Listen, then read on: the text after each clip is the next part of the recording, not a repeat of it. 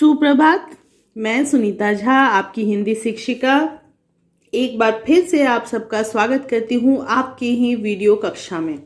बच्चों, नया रास्ता उपन्यास का मैंने एक भाग आप लोगों के लिए प्रकाशित कर दिया है और आज हम लोग दूसरा भाग पढ़ने जा रहे हैं। पहले भाग में हम लोगों ने 2 अध्याय पढ़े थे और आज हम देखते हैं कि आज कितना पढ़ पाते हैं। पाठ को शुरू करने से पहले मैं आप लोगों से आज एक आग्रह करने वाली हूँ, ज़रूर सुनिएगा ध्यान से। और अगर आप में से कोई इसमें इंटरेस्टेड हो तो ज़रूर मुझे बताइए, फ़ोन कीजिए और कांटेक्ट कीजिए। ये त्रिपूर्णा ग्रुप ऑफ आर्ट मेरा ही एक इंस्टीट्यूट है जिसमें आर्ट और क्राफ्ट सिखाई जाती है। ये एफिलिएटेड है वेस्ट बंगाल के भारत कला केंद्र से। तो यहाँ पे एग्ज़ाम भी होते हैं और सर्टिफिकेट भी मिलते हैं। 8 इयर्स का फाइन आर्ट कोर्स है, 3 इयर्स का क्राफ्ट कोर्स, मिथिला पेंटिंग का कोर्स भी आप यहाँ कर सकते हैं जो कि एक प्रोफेशनल कोर्स भी हो सकता है। Jewellery designing, bamboo work, terracotta work, jute work, ये सब भी यहाँ पे सिखाया जाता है और उन सब के एग्ज़ाम के बाद आपको सर्टिफिकेट भी बाकायदा दिए जाएंगे। इसलिए मैं ये कह रही हूँ कि एक प्रोफेशनल कोर्स है और ख़ासकर जिनको इसमें इंटरेस्ट है उसके लिए तो ये बहुत ही बेहतरीन चीज़ है। आप कहीं भी बैठे हों, दूर भी हों, तो आप ऑनलाइन क्लास कर सकते हैं। अभी भी बहुत से बच्चे ऑनलाइन क्लासेस कर रहे हैं, दूर से, दूसरे स्टेट से भी, तो और बड़े भी कर रहे हैं, सिर्फ बच्चे नहीं। बहुत से ऐसे लोग भी, बहुत सी ऐसी औरतें, ऐसी लड़कियां भी हैं जो काफ़ी बड़ी हैं, शादीशुदा हैं। तो सीखने की तो कोई उम्र होती ही नहीं है। आप में से कोई भी अगर इंटरेस्टेड है, आपकी माँ, बहन या भाई, कोई भी इंटरेस्टेड है, तो प्लीज़ इन नंबर्स पे कांटेक्ट कीजिए और बात कीजिए। यकीन मानिए, इसे ज्वाइन करके आपको बिल्कुल अफसोस नहीं होगा। तो ये तो हो गए आपके दूसरे शौक के बारे में बात बताया मैंने। अब मैं आप लोगों को आज का पाठ पढ़ाना शुरू करती हूँ। तो बच्चों, अभी तक हमने पढ़ा कि एक लड़की है मीनू, जिसकी शादी बार बार टूट जा रही है, शादी तय नहीं हो पा रही है क्योंकि वो बहुत ज़्यादा खूबसूरत नहीं है, जिसकी वजह से वो हीन भावना से भी ग्रसित है। और एक बार फिर से उसे पसंद करने के लिए कुछ लोग आए थे, एक परिवार आया था जिसमें से लड़का यानी अमित जो है वो काफ़ी रुचि ले रहा था, काफ़ी इंटरेस्ट दिखा रहा था उससे बातचीत करने में, उसके बारे में जानने में, जिसके वजह से उसके माता पिता को कुछ आशा बंधी है, लेकिन अभी कुछ फाइनल नहीं हुआ। तो देखते हैं आगे क्या होता है। तीसरे अध्याय में अमित व माया राम जी जब अपने घर पहुंचे तो उन्होंने देखा कि कोई सज्जन उनका इंतजार कर रहे थे। घर पहुंचे मतलब मीनू को देखने के बाद वो लोग जब वापस मेरठ पहुंचते हैं तो वहां पे देखते हैं कि कोई सज्जन, कोई व्यक्ति उनके घर में उनका इंतजार कर रहे हैं पहले से।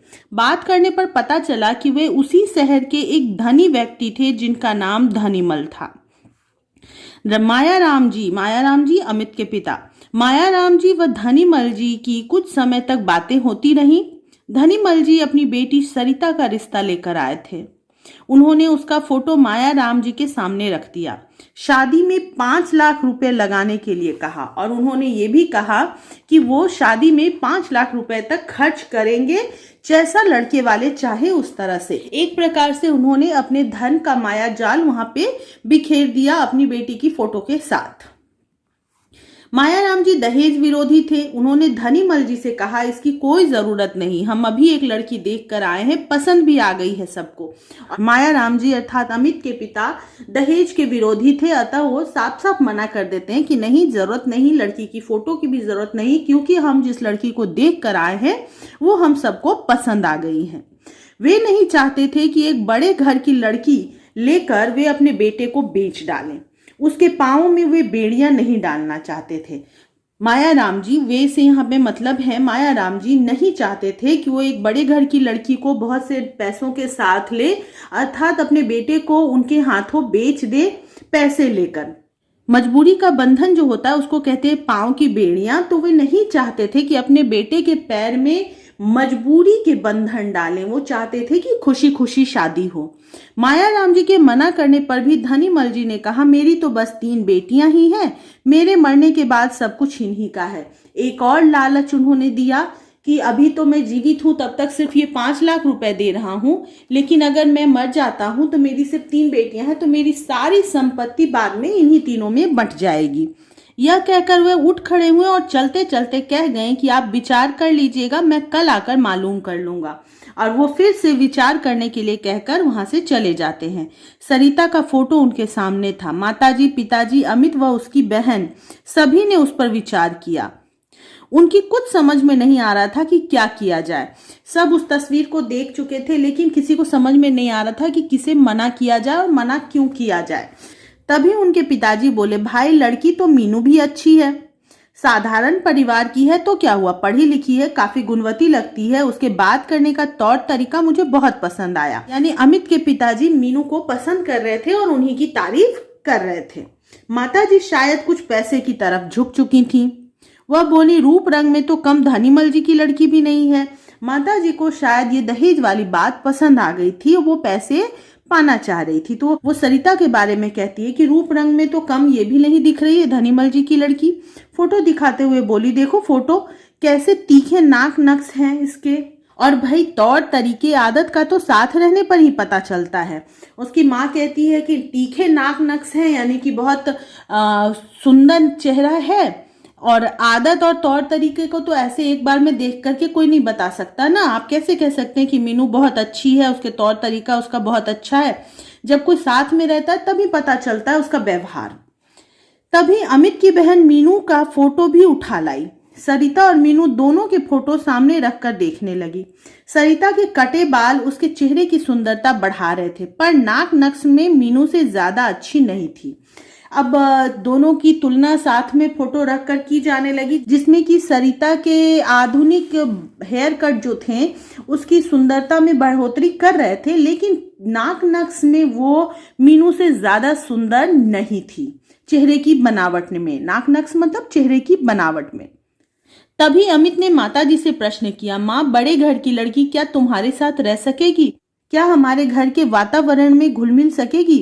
अमित अभी अपनी माँ को ये समझाना चाहता था कि जो लड़की हमेशा से बहुत अमीर घर में रही हो, ऐसा नहीं है कि अमीर घर की लड़कियां अच्छी नहीं होती, कहने का मतलब है कि वो उस रहन सहन में पली बढ़ी है जहाँ का व्यवहार, जहाँ की आदतें अलग होती है, और हम मध्यम वर्गीय परिवार के हैं, हमारे यहाँ का रहन सहन व्यवहार आदि अलग होता है। तो क्या वो इस माहौल में एडजस्ट कर पाएगी, इस वातावरण में, माहौल में घुल मिल सकेगी? माँ को लगा शायद अमित सरिता के रिश्ते को तैयार नहीं है, इसलिए वह बोली, बेटे व्यवहार का तो किसी का भी पता नहीं है, ना तो सरिता के बारे में ही कुछ कहा जा सकता और ना ही मीनू के बारे में। व्यवहार का तो साथ रहने पर ही पता चलता है। माँ अभी भी अपने बात पर अड़ी हुई थी कि अभी हम दोनों के बारे में नहीं जानते, जब साथ में रहेंगे तभी कुछ बता सकते हैं। तो एक जगह रिस्क लेना, दोनों जगह कहीं भी लिया जा सकता है। अमित कहता है, फिर भी माँ देख लो तुम ही। अमित एकदम से स्ट्रिक्ट होकर नहीं कह पाता कि नहीं मुझे उससे शादी नहीं करनी है, बस कहता है कि फिर भी एक बार फिर से सोच लो, और चुप हो जाता है।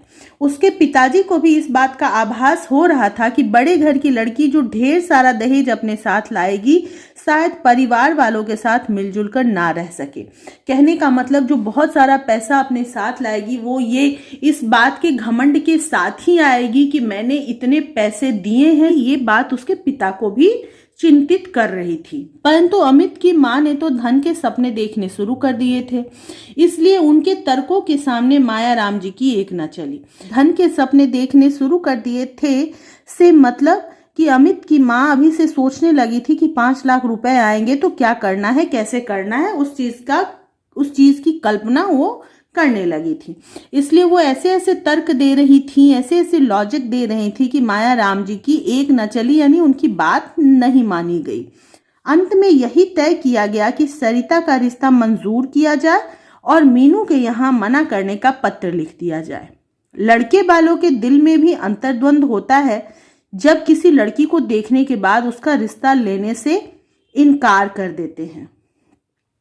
अब जब लड़के वाले भी किसी लड़की को देखते हैं और उसमें कोई कमी नहीं होती है, हर चीज़ पहले से पता होने के बाद भी वो देखने जाते हैं और देख लेते हैं, और अकारण ही उसे मना करना हो तो उनके मन में भी वो अंतर्द्वंद होता है, उनके मन में के अंदर भी एक युद्ध छिड़ जाता है कि आखिर मना करे तो क्या कहकर। वही अंतर्द्वंद अमित के परिवार के सभी सदस्यों के हृदय में था। मना करे तो क्या कहकर मना करे, कहीं सामने वाले को ये न लगे कि हमारा व्यवहार ही खराब था या हम लालच में आ गए या कुछ और गलत उन्हें ना महसूस हो। मीनू के यहाँ कैसे मना किया जाए, सभी इस सोच में लगे थे। तभी माताजी को एक युक्ति सूझी, युक्ति मतलब एक योजना सूझी। वह बोली, मीनू की बहन कैसी लगी? मीनू की बहन तो मीनू से ज्यादा सुंदर है ही, पिताजी ने उत्तर दिया। पर तुम यह सब क्यों पूछ रही हो? रिश्ता मीनू का लेने गए थे, ना कि उसकी बहन का। जब माँ योजना बताना चाहती है तो उस योजना के लिए एक भूमिका बांधती है और कहती है कि मीनू की बहन आप लोगों को कैसे लगी। उसके पिता कहते हैं वो सुंदर तो है ही, लेकिन अब मीनू की बहन से इस रिश्ते का इनकार करने का क्या संबंध है? अरे तुम समझते नहीं हो, माताजी बोलने लगी। कल ही उन्हें पत्र लिख दो कि हमें तुम्हारी छोटी बेटी पसंद है। यदि आप हमारे यहाँ शादी करना चाहते हैं तो मीनू से नहीं बल्कि आशा से कर दे। माँ चाहती थी कि मना अब उधर से किया जाए, यानी मीनू के परिवार की तरफ से मना किया जाए, ताकि उन पर किसी तरह का लांछन ना लगे, किसी तरह का दोष ना लगे। तो इसलिए वो ऐसा कुछ कहना चाहती थी जिसके बाद वो सीधे दयाराम जी खुद ही मना कर दे कि नहीं, हम ऐसा नहीं कर सकते। इसलिए वो कहती है कि मीनू से नहीं बल्कि आशा से शादी करवा दो, ये सोचकर कि बड़ी लड़की कुंवारी रहेगी तो छोटी की शादी कैसे होगी। तो इससे क्या होगा? पिताजी बड़े विस्मित स्वर में बोले। विस्मित मतलब आश्चर्यचकित। अरे होगा क्या? छोटी बेटी की शादी बड़ी से पहले थोड़े ना कर देंगे, बस रिश्ता अपने आप ही छूट जाएगा।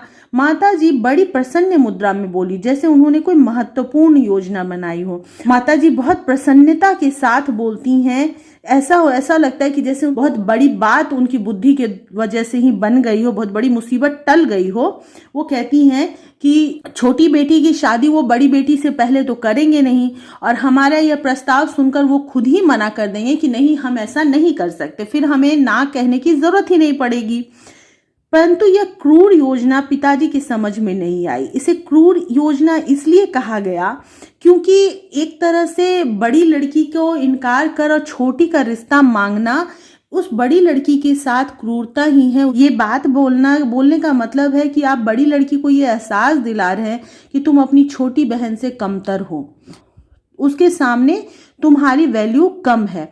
ये एहसास दिलाना, उसके अंदर हीन भावना को पैदा करना एक क्रूरता ही है मीनू के साथ। इसलिए यहाँ पे इसे क्रूर योजना कहा गया। साथ ही माता पिता के लिए भी ये तकलीफदेह बात है कि उन्हीं की एक बेटी की वजह से उनकी दूसरी बेटी को इनकार सुनना पड़ रहा है। तो वो ना तो छोटी बेटी के लिए बुरा सोच सकते हैं और ना ही बड़ी बेटी के लिए। तो ये भी एक क्रूरता भरी बात ही है, इसीलिए इसे एक जगह पे क्रूर योजना कहा गया। वह किसी लड़की वाले का दिल नहीं दुखाना चाहते थे, परंतु पत्नी के जोर देने पर उन्हें पत्र लिखना ही पड़ा। वो नहीं चाहते थे कि ऐसी क्रूर बात की जाए, उनका दिल नहीं तोड़ना चाहते थे, लेकिन अपनी पत्नी की जबरदस्ती करने पर, जोर देने पर उन्हें पत्र लिखना पड़ा। पत्र लिखते समय पिताजी बोले, अरे अमित की माँ, मुझसे तो यह सब नहीं हो पा रहा है। देखो ना, हमारी भी तो बेटी मधु है। यदि कोई हमारे साथ ऐसा करे तो क्या बीतेगी हमारे दिल पर।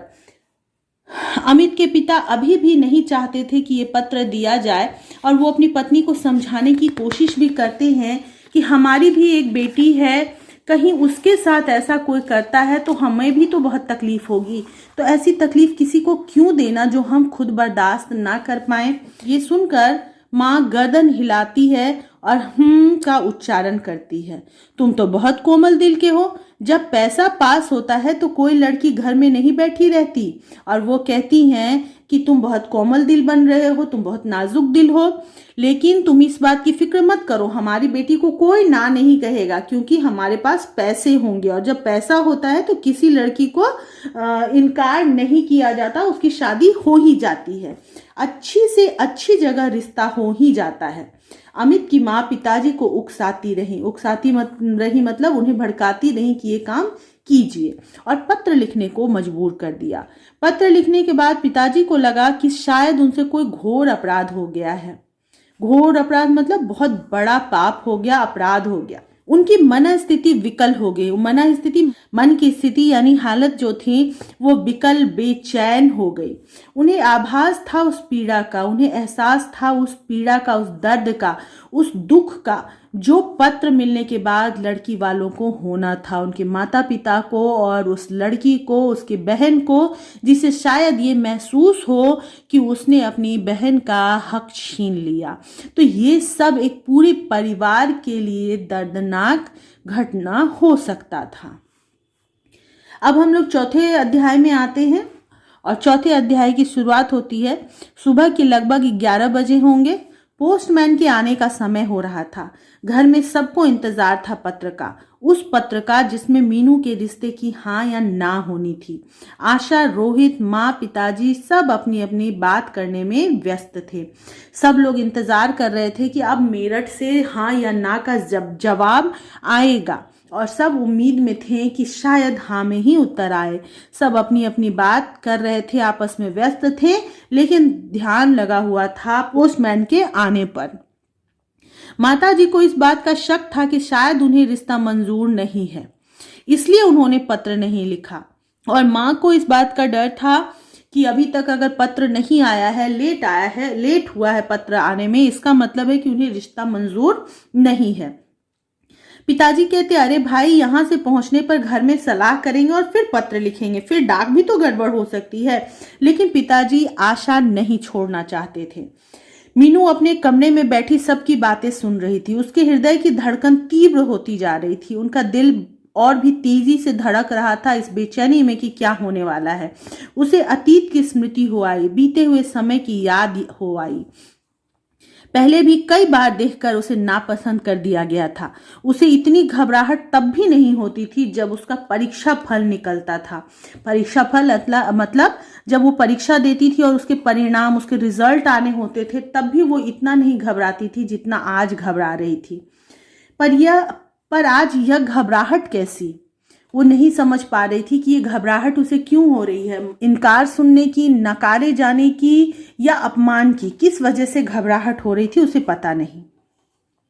वह स्वयं ही नहीं समझ पा रही थी कि उसे क्या हो गया है। तभी पोस्टमैन की आवाज सुनाई दी। उसे लगा शायद अमित के यहाँ से पत्र आया है। यह कल्पना कर उसके हृदय की धड़कन और अधिक तीव्र हो गई और उसे ये महसूस हुआ कि शायद ये अमित के यहाँ से ही पत्र आया होगा। ये सोचकर ही वो और भी ज्यादा विकल हो गई। उसके हृदय की धड़कन और भी तेज हो गई। पढ़ाई के परीक्षा फल में वह हमेशा प्रथम आती थी, परंतु इस परीक्षा में वह समझ नहीं पा रही थी कि वह पास भी हो सकेगी या नहीं। वो पढ़ने में काफी अच्छी थी, कुशाग्र थी, तो वो हमेशा से प्रथम स्थान पाती रही थी। लेकिन ये जो परीक्षा है जिसमें उसे पास होना था, जीवन की परीक्षा, शादी की परीक्षा, उस परीक्षा में उसे यकीन नहीं था कि वो पास हो भी पाएगी या नहीं। तभी उसे रोहित की आवाज सुनाई दी, जो कि जोर जोर से बोल रहा था कि मेरठ से पत्र आ गया है। पिताजी ने पत्र पढ़ा। एक एक करके सबने पत्र पढ़ा, परंतु पढ़ने के बाद सबके चेहरों पर उदासी छा गई। आप जानते हैं कि पत्र में क्या लिखा था। पूरा परिवार उदास हो गया उस पत्र को पढ़कर। घर में मौन छा जाने से मीनू समझ गई कि यहाँ से भी वह नापसंद कर दी गई है। मीनू को कमरे के अंदर से ही अंदाजा हो गया कि अगर पसंद किया जाता तो अभी खुशी से सब लोग फूले नहीं समाते, इस तरह से सब चुप नहीं हो जाते। मौन का मतलब होता है चुप हो जाना। तो घर में जो मौन छा गया, शांति छा गई, उसी से उसे अंदाजा हो गया। यह कल्पना कर उसका दिल रो पड़ा और ये सोच कर कि उसे नापसंद कर दिया गया, एक बार फिर से उसका दिल रो पड़ा, दुखी हो गया। वह समझ नहीं पा रही थी कि उसमें क्या कमी है। कुरूप तो नहीं है वो समझ ही नहीं पा रही थी कि उसे पसंद क्यों नहीं करते हैं लोग, क्योंकि बहुत सुंदर ना सही, पर वो कुरूप भी नहीं है, यानी बदसूरत भी नहीं लगती है। उसके अंदर एक हीन भावना घर कर गई। शायद वह विवाह के योग्य ही नहीं है। यह सोचकर उसने निश्चय किया कि वह विवाह नहीं करेगी। एक ठंडी सी आह भरकर वो तकिए में मुंह छिपाकर लेट गई। और जब उसे ये महसूस होता है कि उसे बार बार इनकार इसलिए सुनना पड़ता है क्योंकि वो विवाह के योग्य नहीं है, वो अपने मन में ये सोच लेती है और तभी वो निश्चय करती है कि अब वो विवाह नहीं करेगी। और एक ठंडी आह भरकर यानी अफसोस भरी आह भरकर वो तकिए में मुंह छिपाकर लेट जाती है। बाहर कमरे में माताजी व पिताजी बातें कर रहे थे। उन्हें यह समझ नहीं आ रहा था कि उन्होंने आशा का हाथ क्यों मांगा। माँ बोली, मैंने उसी दिन आशा से कहा था कि तू अंदर कमरे में नहीं जाना जहां लड़के वाले बैठे होंगे, पर उसने कहाँ सुनी, पहुंच गई वहीं। माँ ये बता रही है कि वो पहले से आशा को वहां मना कर रही थी, लेकिन फिर भी वो चली गई और सबने उसे पसंद कर लिया। कुछ देर रुक कर देख लिया ना तुमने उसका नतीजा। अब वो आशा को डांट रही थी। कहकर माँ ने ठंडी आह भरी। उन्होंने भी अफसोस भरी एक आह ली। पर मीनू की माँ, आशा तो अभी छोटी है, इंटर की परीक्षा ही तो दे रही है, फिर जब बड़ी बेटी मीनू घर में बैठी है तो इस तरह हम उसकी शादी नहीं कर सकते। और मीनू के पिताजी इस बात का एहसास दिलाते हैं कि आशा अभी बच्ची है, शादी की उम्र नहीं है। और दूसरी बात कि अभी बड़ी बहन कुंवारी है तो छोटी बहन की शादी कैसे हो सकती है। बेचारी मीनू, वह तो वैसे ही उदास रहती है, क्या बीतेगी उसके दिल पर जब वह यह सब सुनेगी। माँ ने परेशान होकर कहा। उन्हें अपनी बेटी के दिल की फिक्र है कि उसे कितनी तकलीफ होगी ये बात जानकर। हमारी बेटी ने क्या कसूर किया है जिसका फल भगवान उसे दे रहा है। पढ़ी लिखी है, एमए पास है, फिर हमेशा ही प्रथम श्रेणी में पास हुई, और जहां तक खूबसूरती की बात है बहुत सुंदर ना सही देखने में अच्छी लगती है। यह कहकर पिताजी कुछ उदास से हो गए और पिता यह कहने लगते हैं कि मेरी बेटी में कमी क्या है, खूबसूरत है, पढ़ी लिखी है, समझदार लड़की है, बहुत सुंदर नहीं है फिर भी अच्छी तो लगती ही है, फिर लोग उसे पसंद क्यों नहीं करते। सोचकर वो बहुत उदास और दुखी हो जाते हैं। यह सब बातें मीनू अंदर कमरे में बैठी सुन रही थी। अपने अंदर साहस एकत्र कर वह पलंग से उठ खड़ी हुई। वह दिल ही दिल में निर्णय कर चुकी थी कि अब शादी नहीं करेगी। उसके हृदय में अंतर्द्वंद चल रहा था कि वह जो निर्णय ले रही है वह उचित है कि नहीं। अंत में इसी निर्णय को उचित मानकर वो कमरे से बाहर निकलती है। वो तो तय कर चुकी थी कि उसे शादी नहीं करना, लेकिन उसके हृदय में, उसके मन में अभी अंतर्द्वंद चल रहा था। उसके मन में ये दुविधा थी कि जो वो सोच रही है वो सही है या नहीं। और अब अंत में जब वो बहुत देर तक सोच लेती है और अंत में ये फैसला कर लेती है कि वो जो सोच रही है सही है, तो ये मानकर वो कमरे से बाहर निकलती है।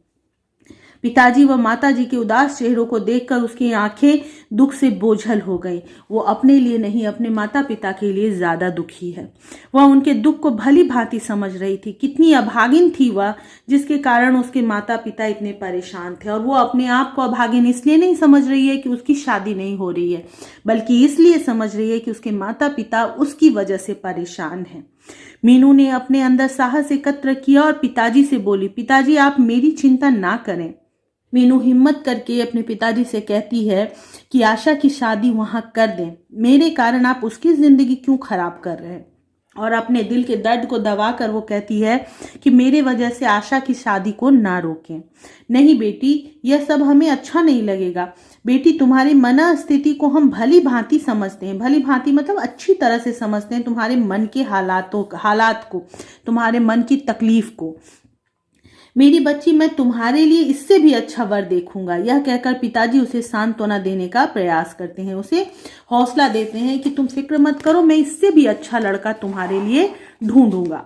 पिताजी आप इतने परेशान ना हो, मैं अपनी चिंता अपने आप करूंगी, आप आशा की शादी कर दीजिए।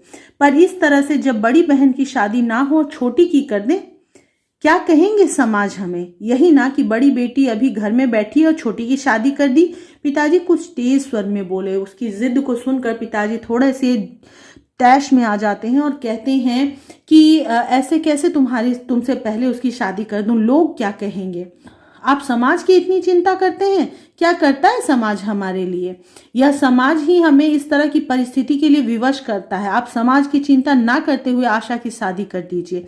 और मीनू इस बार एकदम दृढ़ता के साथ कहती है कि आप समाज की फिक्र क्यों कर रहे हैं, वो हमारी क्या मदद कर रहा है। और समाज के ही ये नियम कायदे कानून है जो हमें इस तरह की परिस्थिति में, इस तरह की बुरी हालात में डालता है, मजबूर करता है। विवश मतलब मजबूर करता है। आप समाज की फिक्र ना करें और आशा की शादी कर दें। तभी पास बैठी माँ बोल पड़ी, बेटी हमारे यहाँ इस तरह का रिवाज नहीं है कि बड़ी बेटी के घर में रहते हुए छोटी की शादी हो जाए। माँ आप मेरी शादी की चिंता ना करें, मैंने तो निश्चय कर लिया है कि मैं शादी नहीं करूंगी। मैं अपने पांव पर खड़ी होना चाहती हूँ जिससे मैं बोझ न बन सकूं। मीनू भरे कंठ से बोली, भरे कंठ से यानी कि रोते हुए आवाज में वो कहती है कि अब मेरी फिक्र मत करो, मैं अपने पैर पर खड़ी होना चाहती हूँ, मतलब मैं काम करना चाहती हूँ, अब मैं स्वावलंबी बनना चाहती हूँ, मैं किसी के सहारे नहीं रहना चाहती, तो मैं किसी पर बोझ नहीं बनना चाहती। बोझ? कैसा बोझ? एक बेटी अपने माता पिता के लिए बोझ है, ऐसा कैसे सोच लिया तूने?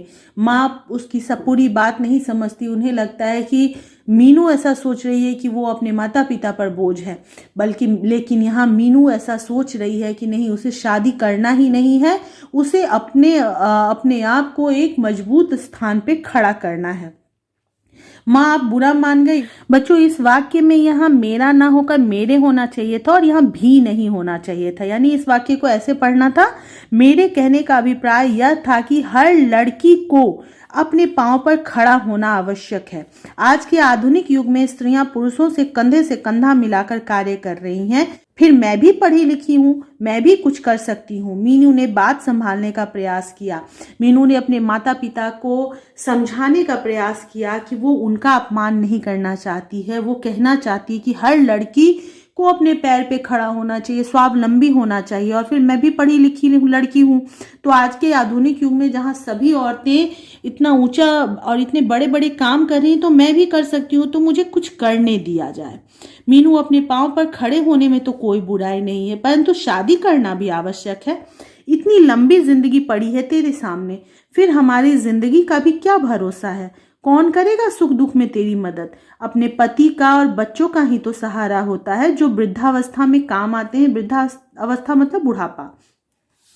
तो अभी उसकी माँ फिर से समझाती है कि मीनू ठीक है, अपने पैर पे खड़े होना अच्छी बात है, लेकिन शादी भी होनी चाहिए, क्योंकि परिवार ही तो होता है, पति और बच्चे ही तो होते हैं जो बाद में बुढ़ापे में लोगों का सहारा बनते हैं और सुख दुख में साथ देते हैं। पर माँ अभी मैंने शादी का विचार छोड़ दिया है, आप आशा की शादी की बात चलाएं। यह कहकर मीनू अंदर कमरे में चली गई। माँ और पिताजी की कुछ समझ में नहीं आ रहा था कि क्या किया जाए। सिर्फ मीनू के कहने में आकर आशा की शादी कर दें, और माँ पिताजी अभी भी दुविधा में थे कि करना क्या है, हाँ करें या ना कर दें। सिर्फ मीनू कह रही है, इस बात से इतना बड़ा फैसला ले लेना सही होगा या कुछ और सोचना चाहिए। अभी वे इसी उलझन में फंसे थे कि इतने में पिताजी के एक मित्र आ पहुंचे। वह उनके घनिष्ठ मित्रों में थे, घनिष्ठ मतलब गहरे, बहुत खास मित्रों में थे।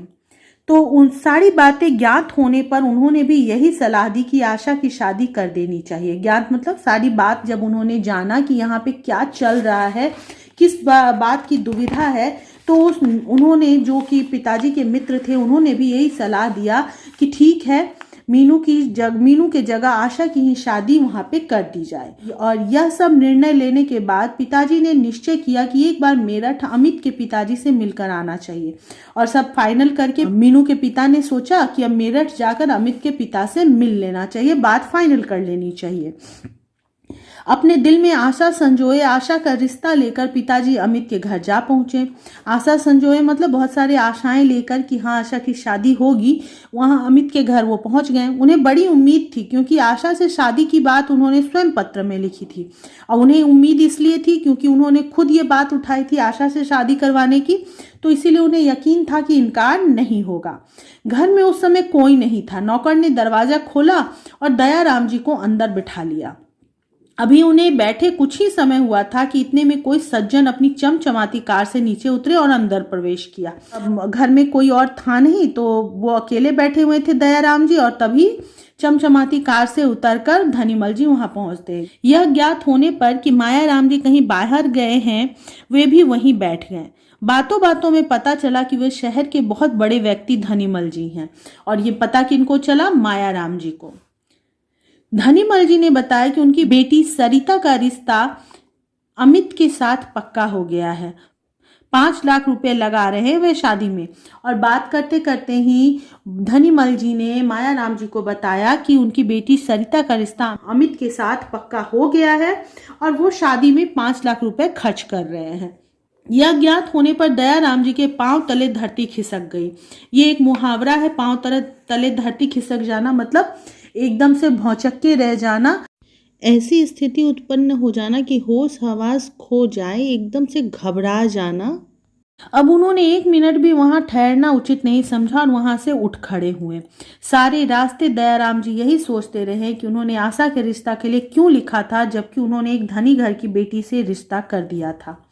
वो वहां पर अब रुकना उन्हें सही नहीं लगा। जब रिश्ता तय ही हो चुका था तो वो वहां से निकल गए, लेकिन उनके मन में ये बात चलता रहा कि अगर उन्होंने पहले रिश्ता तय कर लिया था तो फिर उन्होंने आशा के रिश्ते की बात क्यों लिखी थी। कैसी जालिम है यह दुनिया। जालिम मतलब जो दुख देने वाला होता है, जुल्म करने वाला होता है वो। ये दुनिया कितनी जुल्मी है। क्या उसके लिए सब पैसा ही सब कुछ है इस दुनिया में? इंसान में इंसानियत, शर्म, लज्जा कुछ भी नहीं रही है। पिताजी ये सब सोचते हुए उनके मन में अंतर्द्वंद चल रहा था कि घर पर सभी उम्मीद लगाए बैठे थे कि आशा का रिश्ता पक्का हो जाएगा। अब वो वहां जाकर क्या जवाब देंगे अपने परिवार वालों को, और इसी चिंता में वो ये सोच रहे थे कि क्या अब इंसान में इंसानियत नहीं रह गई, कोई लाज शर्म कुछ नहीं रह गया उनके मन में। घर पहुंचने पर दयाराम जी का उदास चेहरा देखकर सभी समझ गए कि आशा के रिश्ते के लिए भी मना हो गई है। वास्तविकता जानने पर सबका हृदय मायाराम जी के परिवार के प्रति घृणा से भर गया। वास्तविकता मतलब असलियत जानने के बाद सबका मन मायाराम जी के परिवार के प्रति वितृष्णा से भर गया, घृणा से भर गया कि वो कैसे लालची लोग हैं, कैसे निष्ठुर लोग हैं जो लड़की की भावनाओं से, परिवार की भावनाओं से पैसों के लिए खेल रहे थे। बच्चों आज के लिए इतना ही रहने देते हैं। नेक्स्ट अध्याय मैं जल्दी ही अपलोड करूंगी। तब तक के लिए बाय बाय, टेक केयर।